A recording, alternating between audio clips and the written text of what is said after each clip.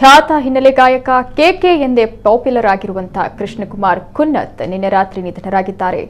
ಕೋಲ್ಕತ್ತಾದಲ್ಲಿ ಆಯೋಜಿಸಿದ್ದ ಕಾರ್ಯಕ್ರಮ ಮುಗಿಸಿ ಹೋಟೆಲ್ಗೆ ತೆರಳಿದ ವೇಳೆ ಕುಸಿದು ಬಿದ್ದ ಕೆಕೆ ಹೃದಯಾಘಾತದಿಂದ ನಿಧನರಾಗಿದ್ದಾರೆ. 53 ವರ್ಷದ ಕೆಕೆ ಕೋಲ್ಕತ್ತಾದ ನಜ್ರುಲ್ ಮಂಚ್ನಲ್ಲಿ ಆಯೋಜಿಸಿದ್ದ ಸಂಗೀತ ಕಾರ್ಯಕ್ರಮದಲ್ಲಿ ಪಾಲ್ಗೊಂಡಿದ್ದರು.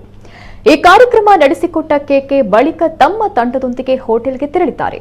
ಹೋಟೆಲ್ಗೆ ಆಗಮಿಸಿದ ಬೆನ್ನಲ್ಲೇ ಕೆಕೆ ತೀವ್ರವಾಗಿ ಅಸ್ವಸ್ಥಗೊಂಡು ಕುಸಿದು ಬಿದ್ದಿದ್ದಾರೆ. ಕೆಕೆ ಅವರನ್ನ ಆಸ್ಪತ್ರೆಗೆ ಸಾಗಿಸುವ ದಾರಿ ಮಧ್ಯೆಯೇ ಸಾವನ್ನಪ್ಪಿದ್ದಾರೆ. ಕೆಕೆ ಅವರು ಅನೇಕ ಖ್ಯಾತ ಹಿಂದಿ ಚಿತ್ರಗೀತೆಯನ್ನ ಹಾಡಿದ್ದಾರೆ. ಕನ್ನಡದಲ್ಲೂ ಅವರು ಹಾಡನ್ನ ಹಾಡಿದ್ದು ಫಿಲ್ಮ್ ಫೇರ್ ಪ್ರಶಸ್ತಿ ಪಡೆದಿದ್ರು. ದೇಶ ವಿದೇಶಗಳಲ್ಲಿ ಸಂಗೀತ ಕಾರ್ಯಕ್ರಮದ ಮೂಲಕ ಕೆಕೆ ಜನಪ್ರಿಯರಾಗಿದ್ರು. ಬಾಲಿವುಡ್ನಲ್ಲಿ ಪ್ಲೇಬ್ಯಾಕ್ ಸಿಂಗರ್ ಆಗಿ ಪ್ರವೇಶ ಪಡೆದ ಕೆಕೆ ತಮಿಳು, ತೆಲುಗು, ಕನ್ನಡ, ಮಲಯಾಳಂ, ಗುಜರಾತಿ ಸೇರಿದಂತೆ ಹಲವು ಭಾಷೆಗಳಲ್ಲಿ ಹಾಡಿನ ಮೂಲಕ ಜನರನ್ನ ರಂಜಿಸಿದ್ದಾರೆ. 14ಕ್ಕೂ ಹೆಚ್ಚು ಕನ್ನಡ ಹಾಡುಗಳನ್ನು ಹಾಡಿರುವ ಕೆಕೆ 2010ರಲ್ಲಿ ಫಿಲ್ಮ್ ಫೇರ್ ಪ್ರಶಸ್ತಿಯನ್ನ ಪಡೆದುಕೊಂಡಿದ್ದಾರೆ.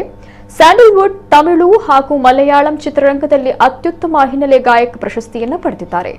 ಬಾಲಿವುಡ್ನಲ್ಲಿ 14ಕ್ಕೂ ಹೆಚ್ಚು ಬಾರಿ ಬೆಸ್ಟ್ ಪ್ಲೇಬ್ಯಾಕ್ ಸಿಂಗರ್ ಅವಾರ್ಡ್ ಅನ್ನ ಪಡೆದಿದ್ದಾರೆ. ಟಿವಿ ಧಾರಾವಾಹಿ, ರಿಯಾಲಿಟಿ ಶೋ, ಟಿವಿ ಕಾರ್ಯಕ್ರಮಗಳಿಗೆ ಹಲವು ಹಾಡುಗಳನ್ನ ಹಾಡಿದ್ದಾರೆ. ಕೆಕೆ 2008ರಲ್ಲಿ ಪಾಕಿಸ್ತಾನದ ಟಿವಿ ಶೋಗೆ ತನ್ನಾ ಚಲಾ ಎಂಬ ಹಾಡನ್ನು ಹಾಡಿದ್ದಾರೆ. ದುಬೈ, ಹಾಂಗ್ಕಾಂಗ್ ಸೇರಿದಂತೆ ಹಲವು ದೇಶಗಳಲ್ಲಿ ಕಾನ್ಸರ್ಟ್ ನಡೆಸಿಕೊಟ್ಟಿದ್ದಾರೆ. ಇನ್ನು ಕೆಕೆ ಎಂದೇ ಖ್ಯಾತರಾಗಿರುವ ಖ್ಯಾತ ಗಾಯಕ ಕೃಷ್ಣಕುಮಾರ್ ಕುನ್ನತ್ ಅಕಾಲಿಕ ನಿಧನ ಆಘಾತ ಹಾಗೂ ತೀವ್ರ ನೋವನ್ನು ತಂದಿದೆ. ಕೆಕೆ ಅವರ ಹಾಡುಗಳು ಎಲ್ಲರ ಮನಸ್ಸಿನಲ್ಲಿ ಬೇರೂರಿದೆ. ಭಾವನೆಗಳನ್ನು ಪ್ರತಿಬಿಂಬಿಸುವ ಕೆಕೆ ಹಾಡುಗಳು ಎಲ್ಲ ವಯೋಮಾನದವರಲ್ಲಿ ಹಾಸುಹೊಕ್ಕಾಗಿದೆ. ಕೆಕೆ ಹಾಡುಗಳ ಮೂಲಕ ಸದಾ ಅವರನ್ನ ಸ್ಮರಿಸುತ್ತೇವೆ. ಅವರ ಕುಟುಂಬಕ್ಕೆ ಹಾಗೂ ಅಪಾರ ಅಭಿಮಾನಿಗಳಿಗೆ ಸಂತಾಪ. ಓಂ ಶಾಂತಿ ಅಂತ ಪ್ರಧಾನಿ ನರೇಂದ್ರ ಮೋದಿ ಟ್ವೀಟ್ ಮಾಡಿದ್ದಾರೆ.